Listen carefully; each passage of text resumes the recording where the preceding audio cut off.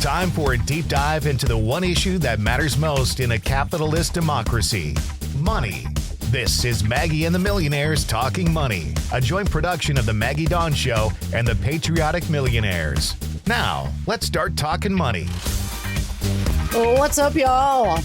I'm Maggie Dawn. You're listening to The Maggie Dawn Show here on the Civic Media Radio Network. We are in the 3 o'clock hour, and so it is time to talk money. On today's edition of Maggie and the Millionaires Talking Money, I love it when I have data nerds on the show because I am one myself. And today is no exception. We're going to cap off this week by talking to an accomplished economist about the biggest economic issue on everybody's minds: inflation. Mike Madowitz is the principal economist for the Roosevelt Institute, a think tank that focuses on corporate and public power, labor and wages, as well as the economics of race and gender inequality. And importantly, this is how you know he's a real data nerd. He is on the Data Users Advisory Committee for the U.S. Bureau of Labor Statistics. And if you don't happen to be an economist, the BLS is basically where we get all of our data from to run our little regression models and things. So Mike is the real, genuine article, as they say. Welcome, Mike. Thanks for making time. Thank you. It's great to be here. I love talking about this stuff. So let's start out with the basics. Inflation has been real bad for a few years. Where are we at now? Like we're in, I don't know if we're going to call it our happy place. We're in a much happier place. Happier place. I like it. Yeah. It was like, I'm going to do my best to be audio friendly and not try and draw charts and graphs with my hands. But we went through a couple of years of like where we thought we were going to have some inflation, probably more than we wanted. And then we got a lot more inflation than we wanted. And then there was, another year in change of being deeply worried about exactly how much inflation we were having and what it was going to take to get it back down to normal levels. I am not going to brutalize the terminology of any of the aviators listening, but there were a lot of discussions about hard landings and soft landings and whether it was a landing at all. But I feel like we're, you can talk to really big nerds about this who are really, really concerned. And kind of everybody is like, yeah, we're sort of through the worst of that. And this did not come out as badly as people thought it would on the inflation side. And then, when you look at the flip of this, if you go back to the last recession, we spent like almost a full decade getting back to, close to the level of GDP growth, employment, rising wages that we should have been having without a recession. And in this case, we got there in like a year or two. We're still way above where we should have been. And, I think if you're an economist, which thank God for most people they are not, and you only care about like the forward-looking view of the world, it's like, yeah, this is the economy we sort of want to be going with, right? Like we have inflation back down and our future prospects for growth and making everything more affordable are a lot better. But that said, like it wasn't easy getting here. Yeah, definitely some pain points along the way.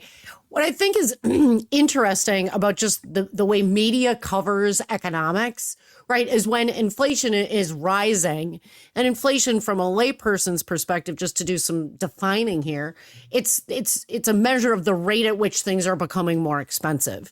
And so when we look at that, when we see inflation going up above a level that is usually the target, somewhere in that 2.5% range, right, 2.5% range, the press covers it a lot, and there's a lot of hand wringing and pearl clutching and whatever other tortured metaphor we want to use.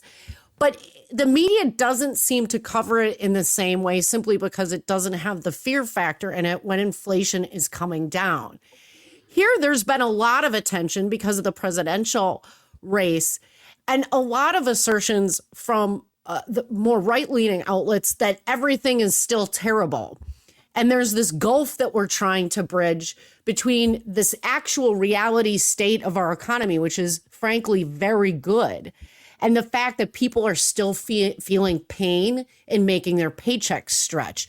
How can it both be true that like our economy is now in a highly desirable place, we've got good macroeconomic indicators, and yet people still feel like their paychecks aren't able to make it work? No, that's completely reasonable. And I think this is one of the big problems that we have in terms of the way economists think about inflation and the way that, real People human experience people. it.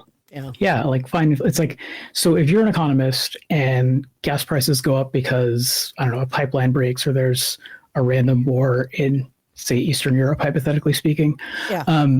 these are things that happen. And for the economists, the idea is, well, we don't want policy to respond to these things because like there's nothing we're going to do with interest rates or deficits that's going to make peace in the Middle East. It'd be awesome. But that's not how that works. And so, the economist view is like, well, we should probably try and tune that whole thing out because, that's going to crowd our decision making and make us make policy errors. And, if you're a real human person, you're like, cool, I would love it if you guys didn't make policy errors, but also I still need to get to work. And, I can't do that without putting gas in my car. And I think that's been, to some extent, like a big disconnect here is that, like, at least for the last year and change, economists have been like, this is starting to look pretty good. Because, we have seen, I think the big worry for economists was that we had big food price spikes and big gas price spikes. And those are things that, really hit people hard. And if you're an economist, you're supposed to ignore it when it happens immediately, but you're supposed to care a lot about what it does to how people think about future inflation, right? So, okay, great. I'm sure that matters a ton when you're trying to get home from high school on a half tank of gas, as some of us have done. Yes. Yeah, so I think we probably got a little too caught up in this to, address the world that we were dealing with in real life.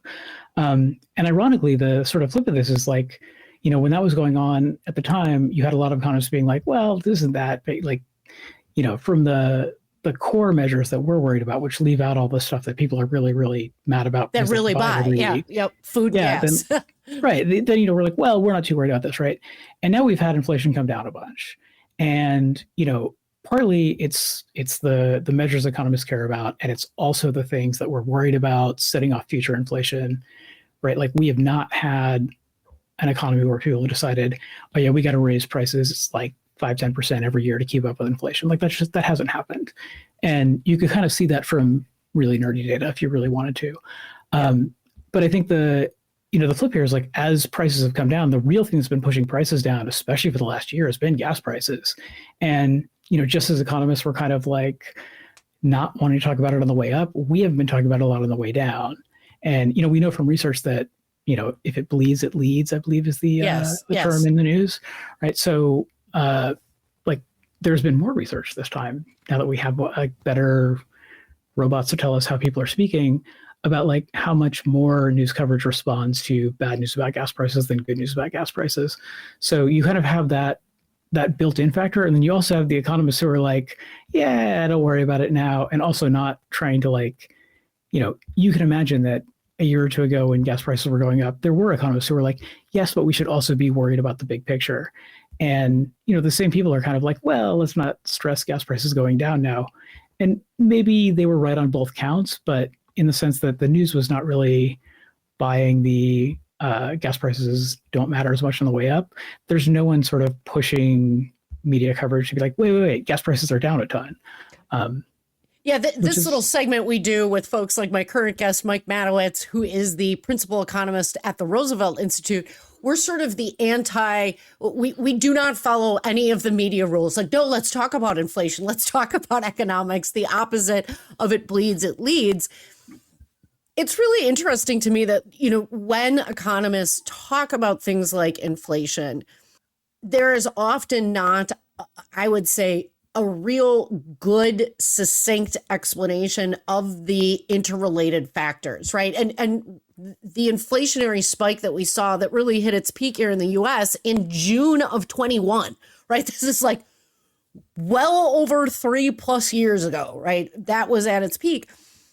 We weren't very good at saying to people, look, there's the COVID supply chain shortage. You have geopolitical disruptions. You had shipping and by that I mean both Ukraine and then obviously currently we've got what's going on in the Middle East, which has these sort of, is it the dog wagging the tail or what's happening here? But it has these impacts. There's this whole sort of litany of causes. And it feels to me like we don't do a good job explaining those things, right? That when you see less regulation from a monopolistic or antitrust perspective, absent other factors, you're going to see prices rise more quickly because companies can engage in price fixing. That when you have inflationary periods, it also presents an opportunity for companies, after their input prices come down, the actual cost of goods sold, they can keep prices high because people have shown that they'll still consume goods at a certain level. So you have price gouging. We've not been good about talking about the things that actually have a very specific attribution, right? A responsibility. So when I think about inflation, there's a whole bunch of stuff we can't directly control, but there is a set of things that we can from a regulatory or monetary or fiscal policy perspective. Can we talk about a little bit, Mike, what are some of the things that we can do to limit future inflation? Yeah, I mean, there are many things here. And I think, I will totally raise my hand as an economist who's gotten a lot of this stuff wrong in the past. Like, I think, one of the weird things that economists say is like, actually, gas prices, like, this is like a super competitive sector. And the idea here is like, look, if I'm running the Chevron across from the Exxon and we are across the street from each other, then like, that's pretty close to real competition, right? And like, on the one hand, that's true. Like, you really can just go make a U-turn and buy gas at the next pump if they're offering a better price than me. Kind of the thing that I think we've learned more about, because we've had a lot of enforcement on, prospective mergers this time, is you've seen sectors that we think of as really competitive, like gas stations or grocery stores. When you dig into the documents, you see things from their CEOs that's like, oh yeah, like we should definitely use this and push margins up. Or like literally, the people running American oil companies texting with members of OPEC, where it's like, well, we're not really part of your cartel, but what if we were a little bit? How about this slightly higher price per barrel? We're talking about inflation right now with the principal economist for the Roosevelt Institute. His name is Mike Madowitz.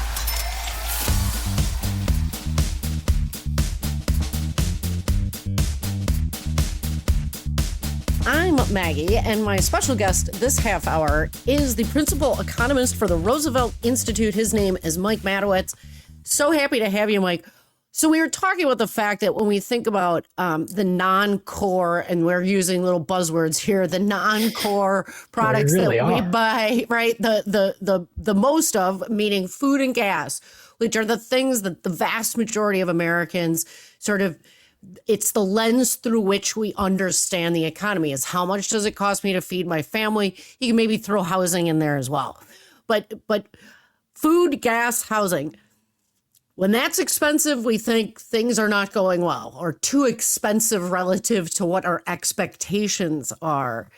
And we've been talking about the fact that both in grocery and in oil and gas production, there has basically been increasingly monopolistic and behaviors, consolidation, I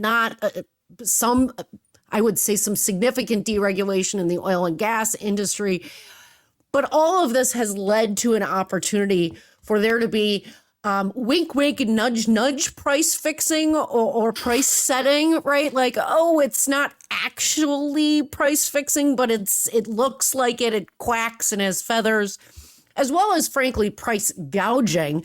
So we know that there lies some solutions in there. But I wanted to ask you this question, because this is the thing that I think a lot of people don't put together. What is the relationship between tax policy, when we talk about corporate tax rates and income tax rates, especially if we can just separate us all into the 95% of us who work for a living and earn a paycheck that is somewhere south of, say, like $400,000, $500,000 a year, and the ultra wealthy, or the top 5%. What does tax policy have to do with inflation? How do these interact? Yeah, I think this is actually another one too, where we have like a lot better data now than probably 20, 30 years ago, when like the last time we had a serious debate about this happened. And, I think especially this recovery, one of the reasons you saw house prices go up so much was that people who had like cash to go buy a spare house just kind of did it. And, that's great. I think everyone should have a beach house. That's the dream. Most of us have one house, and people adding a second makes it harder for most of us to buy one. And that's one of the reasons that rents have gone up. You could imagine that if you didn't have an extra $400,000 or $500,000 sitting around to pay cash for a beach house, that, something like that could be a pretty big difference. And I think this is like, when you look at where the inflation happened, like, yes, there were the things that we've talked about where it's like, yeah, there was bird flu that pushed up egg prices. Yes, there were, a series of supply chain disruptions that mattered a lot for the oil and gas industry that pushed up, the cost of filling up a car. But like a lot of the housing type stuff, we had a big lack of building for a couple of years. And then we also just had like a lot of people with money to burn who really did buy like second houses. You could imagine that it's not that onerous to set tax policies such that people don't, throw off enough money from their high income, high paying jobs to like decide to just buy a spare house, right? I call it over consuming relative to what other working people need to consume, right? Yes. Those are some of the comparisons we need to start to try to make, because, and I mean, we were talking about price fixing, that we've also seen evidence that some of that is happening in the housing markets as well, right? As more and more private equity firms buy up large, like try to basically monopolize housing stock in various regions, they're able to set literally market rents that are above market, right? Because they are the price setter. Sorry to jump in. Or no, I think housing is a great place to talk about this too, because again, we're talking about there should be a formal term for the wink, wink, nudge, nudge, don't read my text price fixing, right? So, we've seen a lot of like algorithmic pricing now where it's like you have a bunch of landlords in one place sort of going to the same data vendor to be like, what should I set my interest rate or what should I set my rent increase at next year?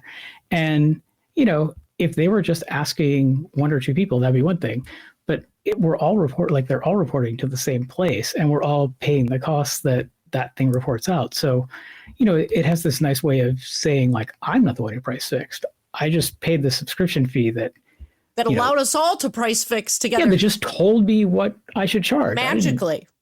Yeah. And we know, and for folks that may be listening, we know that this happened. You can check it out. You can use the Google Texas housing price fixing. Just go check it out. You can find the articles on this. We've got about 2 minutes left, Mike. I wanted to ask you this. What should the Fed be doing right now in terms of inflation and employment? These are the two things that they try to balance with their interest rate policy. And secondly, to touch briefly on the importance of a central bank's independence.